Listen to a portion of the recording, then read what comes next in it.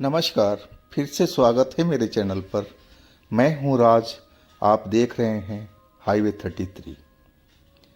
तो दोस्तों, आज की जो ये घटना भेजा है ये अजय जी यूपी के बनारस के पास के रहने वाले हैं।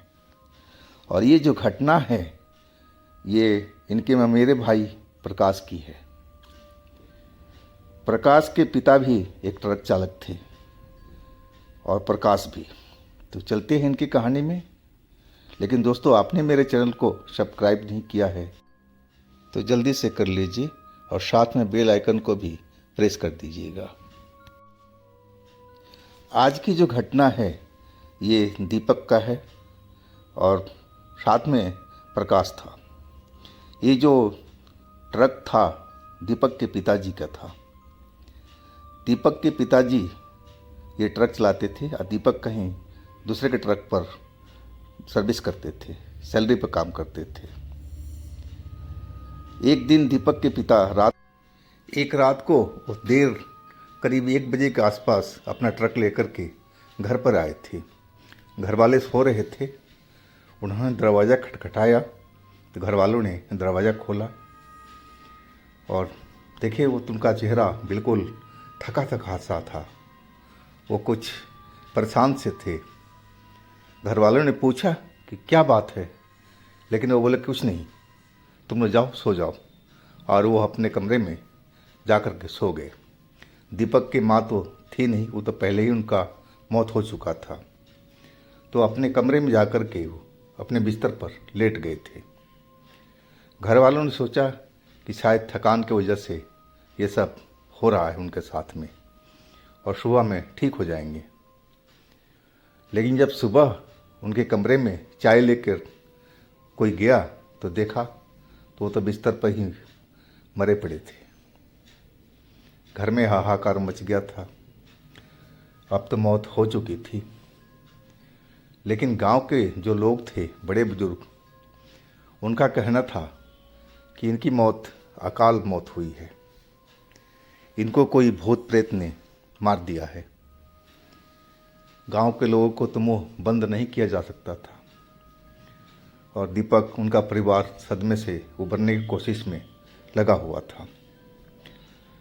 अब दीपक तो जहां नौकरी करते थे वो तो छोड़ दिए थे। अब तो पापा का ही ट्रक था और पापा का ही ट्रक अब चलाना था। अब आखिर कब तक घर में बैठते। अब ट्रक का काम उन्होंने शुरू कर दिया था। उनका जो क्लीनर था वही पुराना वाला ही था जो उनके पापा के साथ में काम किया करता था। उसका नाम था प्रकाश। और प्रकाश भी दीपक की उम्र का ही, बराबर का ही था। तो उनसे तो पहले ही दीपक मिला हुआ था, याराना था। अब साथ में काम करने लगे तो थोड़ा आपस में खुल गए थे। हंसी मजाक का दौर भी चल रहा था। वो जहाँ भी जाते हंसी मजाक उनके साथ बात करते चलते जाते, रास्ता भी तय होता जा रहा था। और एक दिन उनको एक लंबी सफ़र मिली थी। वो सफ़र थी उड़ीसा की, संबलपुर जाना था। दीपक भी अब लंबी लंबी जो बुकिंग था वो लेने की कोशिश कर रहा था कि उसमें ज़्यादा कमाई होती थी। अब वो उड़ीसा की यात्रा पर निकल चुके थे। साथ में प्रकाश था। प्रकाश भी ट्रक चलाता था। तो कभी दीपक कभी प्रकाश मिलकर के ट्रक को चला रहे थे। अब संबलपुर उड़ीसा में पहुंच गए थे। संबलपुर काफ़ी दूर था भी जहां वो अभी थे। रात का वक्त था, करीब 2 बज चुका था रात का। वो अपना ट्रक को दौड़ाए आपस में बात करते हुए चले जा रहे थे। उनका जो लक्ष्य था कि सुबह तक हमें हर हालत में अपने मंजिल तक पहुंचना है और ट्रक को खाली कराना है। यानी कि फिर उनको ट्रांसपोर्ट में भी गाड़ी लगानी थी, उधर से वापसी के लिए माल भी लेना था। तो उसमें टाइम लगना था, 1 या 2 दिन, कभी कभी हफ्ता भी लग जाता था। तो जल्दी से जल्दी माल खाली करके ट्रांसपोर्ट पर अपना गाड़ी लगाना चाहते थे ताकि जल्दी से वापसी का माल उनको मिल जाए। अभी बात करते हुए निकल ही रहे थे और तभी उनके ट्रक के सामने से, दीपक ही ट्रक चला रहा था, उनके सामने से एक लड़की तेजी से भागती हुई निकलने लगी। अगर दीपक ने ब्रेक नहीं लगाया होता तो ट्रक उनका उस लड़की को कुचल देता, लेकिन दीपक ने ऐन वक्त पर देख लिया था और ट्रक में अपना ब्रेक लगा दिया। वो लड़की नीचे गिर गई थी, शायद डर की वजह से। दीपक को समझ में नहीं आ रहा था कितनी रात में और इस सुनसान जगह पर ये लड़की कहाँ से अचानक आ गई थी, लेकिन अभी सोचने का वक्त नहीं था। वो दोनों जने नीचे उतर गए थे। उस लड़की को देखना था जो नीचे गिरी पड़ी थी, शायद कहीं उसको चोट ना आ गई हो। प्रकाश और दीपक जाकर के देखे तो लड़की ज़मीन पर गिरी पड़ी थी। प्रकाश ने उस लड़की का हाथ पकड़ करके उठाया, खड़ा किया और बोलने लगा कि तुम्हें दिखाई नहीं पड़ रहा था इतना बड़ा ट्रक? तुम जो रास्ता दौड़ के पार कर रही थी, थोड़ी देर रुक जाती, ऐसी कौन सी आफत आ गई थी? अब देखो, तुम तो कहती कि हमने तुम्हें धक्का मार दिया, अगर मर जाती तो क्या होता, हम तो आगे निकल जाते। प्रकाश उसको डांटने लगा था। दीपक ने उसको बोला कि नहीं डांटो नहीं, आराम से बात करो। दीपक समझाने लगा था और पूछने लगा। वो लड़की करीब 20-21 साल की थी और एक कहा जाए तो ज़्यादा सुंदर भी नहीं थी और जितना ज़्यादा बुरी भी नहीं थी। मिडिल क्लास फैमिली की वो लड़की लग रही थी। और दीपक ने पूछने लगा कि गुड़िया, तुम इस अंधेरे में कहाँ भागी जा रही थी? यहाँ तो आसपास में कोई बस्ती भी नहीं है, क्या बात है, बताओ आप। लेकिन वो जो लड़की थी उन दोनों जनों को घूरे जा रही थी। कभी दीपक को देख रही थी और कभी प्रकाश को देख रही थी और बोल कुछ भी नहीं रही थी। बस उसकी मोटी मोटी आंखें कभी दीपक को देख रही थी और कभी प्रकाश को। अब जो प्रकाश था वो थोड़ा गुस्से में था। वो उसका हाथ पकड़ लिया, बोला तुम पहले इस साइड में चलो और जहाँ जाना है ना तुम जाओ, हमें देर हो रही है, हमें जल्दी से अपने ठिकाने पहुँचना है, तुम्हारे चक्कर में इतना टाइम खराब हो गया। दीपक खड़ा हुआ, कुछ बोलना चाह रहा था लेकिन बोल नहीं पाया प्रकाश को। वो अपने मन में सोच रहा था कि प्रकाश को ऐसी बातें नहीं करनी चाहिए थी। तभी दीपक ने देखा कि वो लड़की तेज तेज चिल्लाने लगी थी। उसकी जो आवाज़ थी वो दूर दूर तक सुनाई पड़ रही थी। उसकी चीख सुनकर के जो दीपक था एकदम डर गया था कि आखिर इसको क्या हो गया, क्यों चिल्लाने लगी इतनी तेज तेज। और अगले पल जब उसने देखा तो उसको तो लगा कि कुछ मामला तो बहुत ज़्यादा ही गंभीर है, ये तो लड़की कुछ और है। उसने जो देखा, जो प्रकाश था वो हवा में उठा हुआ था 4 फीट। वो दोनों हाथों से उस लड़की ने प्रकाश को हवा में उठा रखा था। दीपक तो देख करके अब दहल गया था कि ये कोई आम लड़की नहीं लग रही है, ये तो कोई ज़रूर कोई आत्मा है या कोई भूत प्रेत है। इतना मोटा तगड़ा है प्रकाश और ये मरियल सी लड़की कैसे उसको उठा लेगी? ज़रूर इसमें कोई ताकत है, कोई शक्ति है।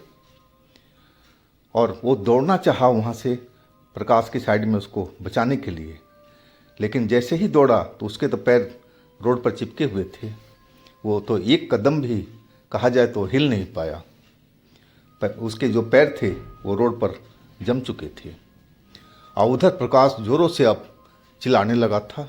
वो लड़की अलग चिल्ला रही थी, वो अलग थी, उसकी चिल्लाहट गुर्राहट की तरह थी। और प्रकाश तो बचाओ बचाओ ऐसे चिल्ला रहा था।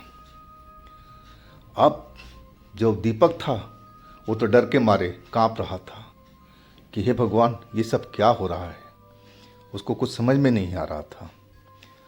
अब वो देखने लगा था कि रोड पर कोई आता जाता लोग, कोई गाड़ी नज़र आए तो उससे हेल्प मांगे, लेकिन रोड तो उस टाइम में बिल्कुल सुन सपाटा पड़ा हुआ था।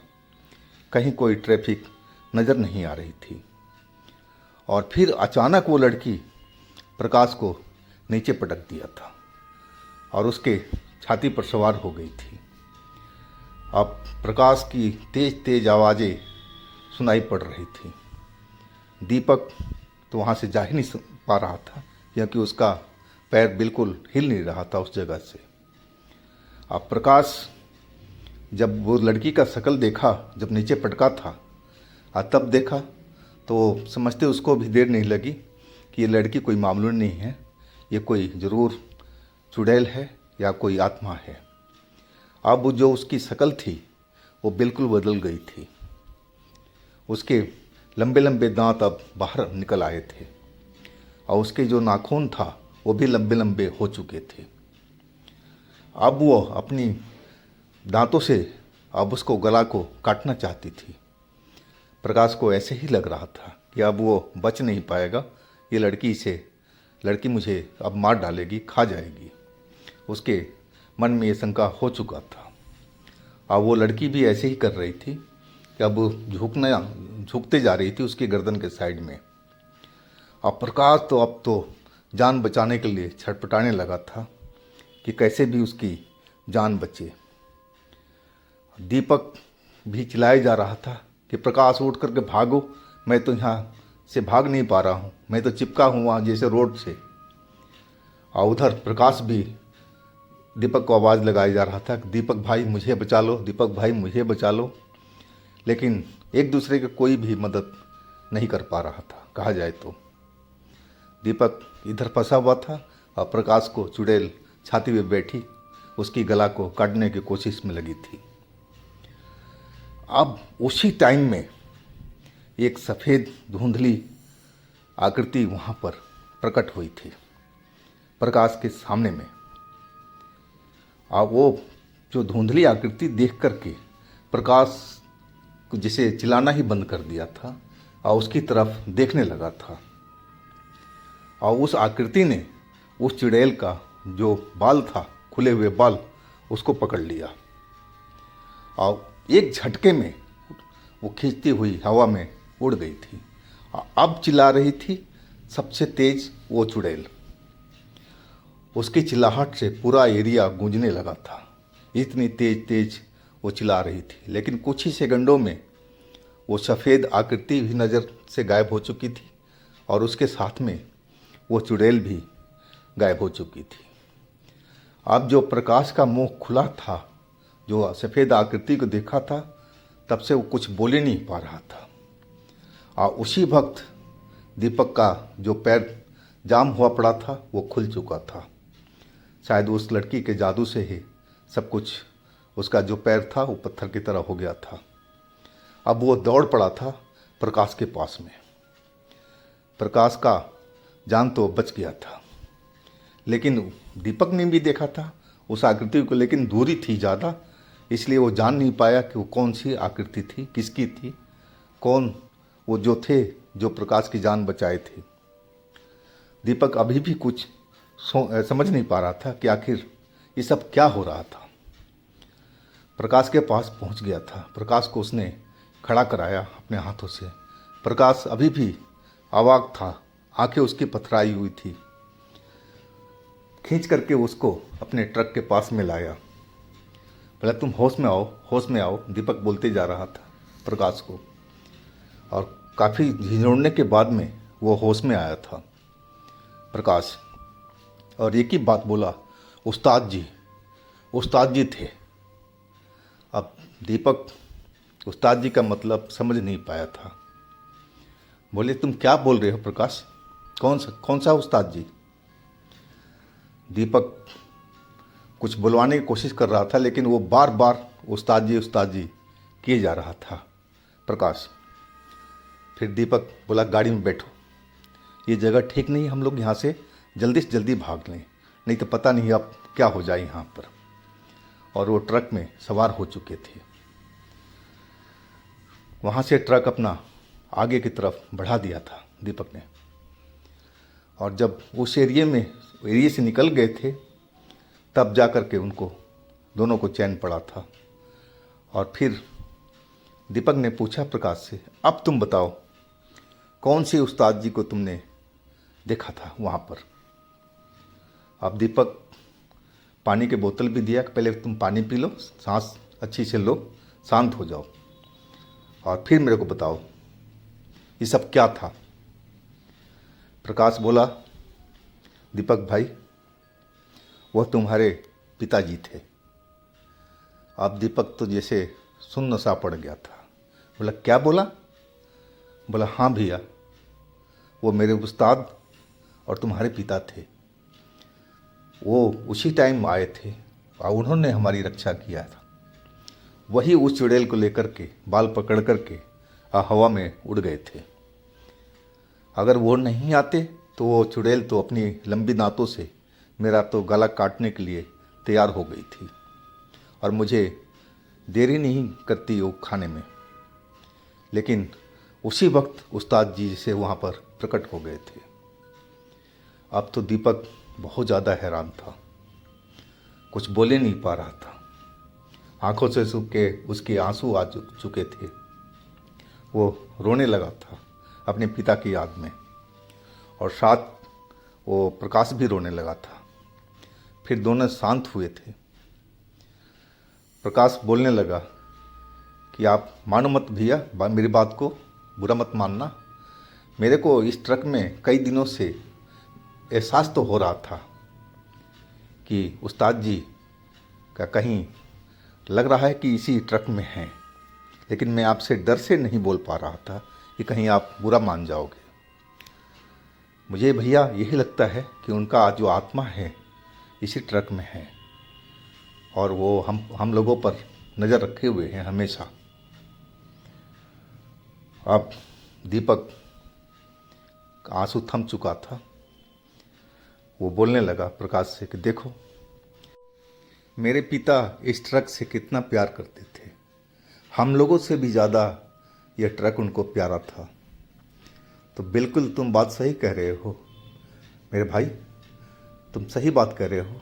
इनकी आत्मा इसी ट्रक में वास करती है। और फिर वो आगे की तरफ निकल पड़े थे। तो दोस्तों, ये थी आज की कहानी दीपक प्रकाश की, और भेजने वाले थे अजय जी।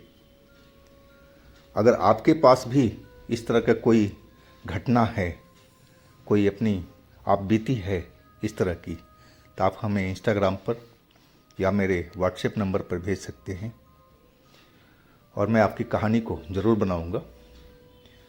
आप मेरे दूसरे चैनल पर भी विजिट कीजिएगा, उनमें भी अच्छी अच्छी कहानियाँ, घटनाएं भरी पड़ी हैं। देखने में, सुनने में बहुत आपको आनंद आएगा। लिंक मैं नीचे डिस्क्रिप्शन बॉक्स में दे रखा हूँ, तो एक बार ज़रूर विजिट कीजिएगा। तो दोस्तों, मेरे चैनल को सब्सक्राइब कीजिएगा, लाइक कीजिएगा, शेयर कीजिएगा। फिर हम कल मिलते हैं ना, एक नई कहानी के साथ में। आप लोग अपना बहुत ही ख्याल रखना। नमस्कार।